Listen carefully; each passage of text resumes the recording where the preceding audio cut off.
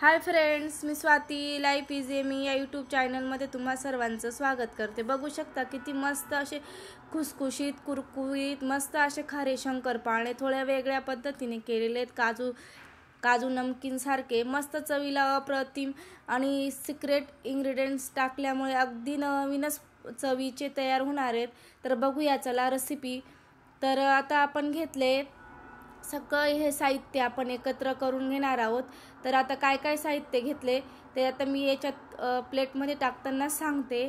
आता 1 वाटी मैदा घेतलाय, तर त्याच्यासाठी अर्धी वाटी गव्हाचं पीठ घेतलं। अगदी हेल्दी आपल्याला बनवायचंय म्हणून मी त्याच्यात अर्धी वाटी गव्हाचं टाकलं आणि अर्धी वाटी रवा टाकून घेतला।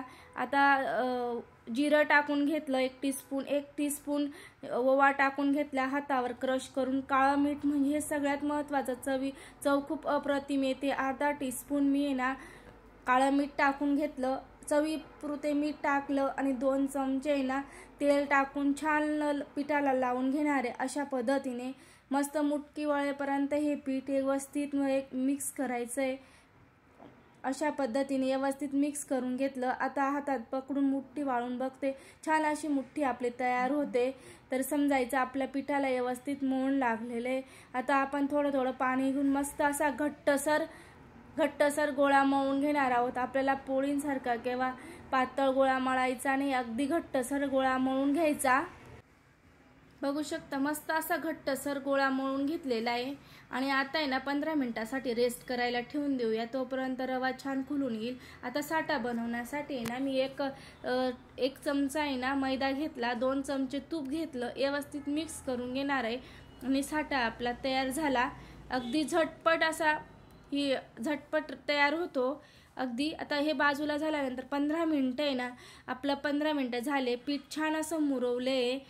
आता कुळपाटावरती छान परत मळून घेते अशा पद्धतीने।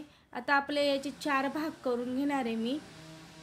4 भाग करून झाल्यानंतर मस्त आता त्याच्या लाट्या बनवून घेते आणि एकसारख्या पोळ्या लाटून घेणार आहे, लहान मोठ्या न करता मस्त, कारण की छान आपले नमकीन छान तयार होतील।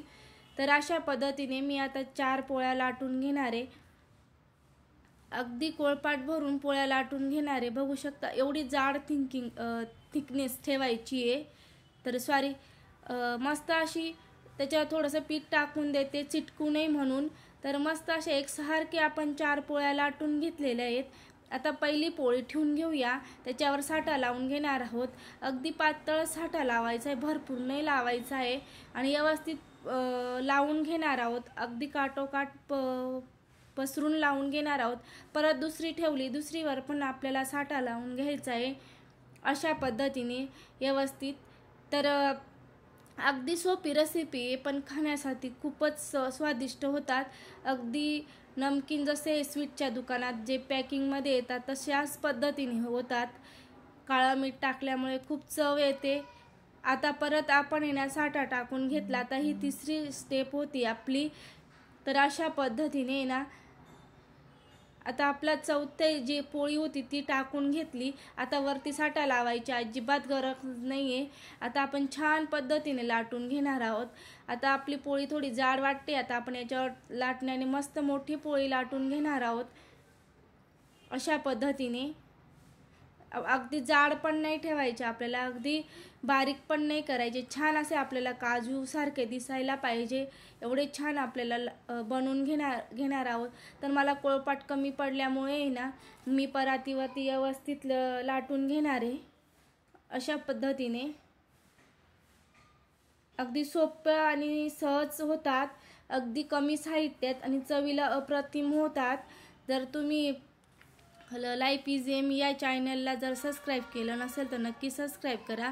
आता मी तुम्हाला साईज वगैरे दाखवली। आता एका औषधाच्या झाकण घेतलं, त्या झाकणाने छान असं काजू सारखे मस्त मी हे काढून घेणार आहे, नमकीन पाडून घेणार आहे खारे शंकरपाळे मस्त। बघू शकता किती मस्त तयार झाले, अगदी झटपट होतात, अगदी काही न करता वेळ न वाया घालवता मस्त तयार होतात। तुम्ही ही स्नॅक म्हणू शकता, टिफिनला पोरांना ब्रेकफास्टसाठी देऊ शकतात किंवा चहा सोबत खाऊ शकतात। अशा पद्धतीने आपले तयार झालेले आहेत नमकीन। आता मस्त आपण आहे ना कमी गॅसवरती तयार करू।